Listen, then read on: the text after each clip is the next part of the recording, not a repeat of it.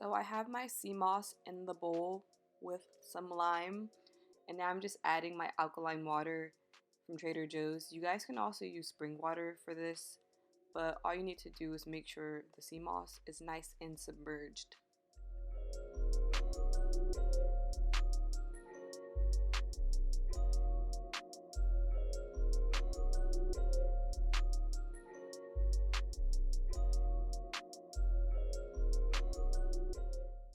At this point, you just want to cover it and let it be for a few hours.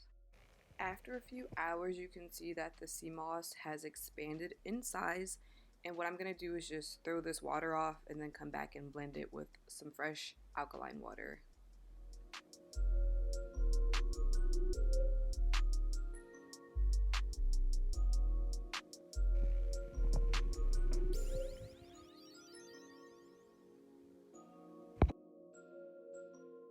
Look at how pretty it looks. Look at that. Gorgeous.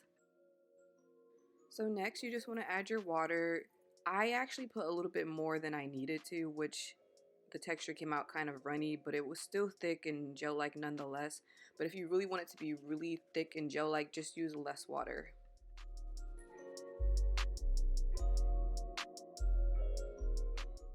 I don't know why I forgot like how you use this thing for a second. I'm kind of like not sure what button to press, but it's that one.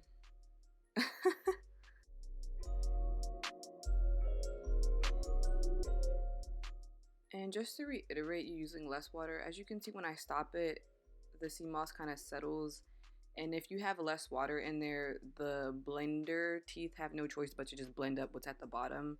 So yeah, just use a little bit less water than I did.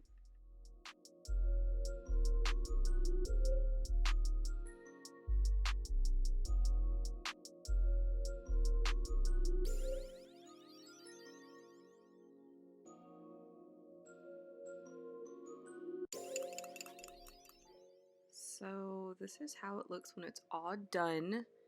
Look at the color, the texture is still very viscous, and it's just perfect. And I'm just gonna pour it in this jar to store it in for the next 2 weeks. And you can enjoy your sea moss in your smoothies, your tea, your water, your oatmeal. You can literally put it in anything, and you're getting all those health benefits from it. So yeah, thanks for watching, guys. I hope you try sea moss, and you guys know what to do. Like, comment, subscribe, and see you guys in my next video.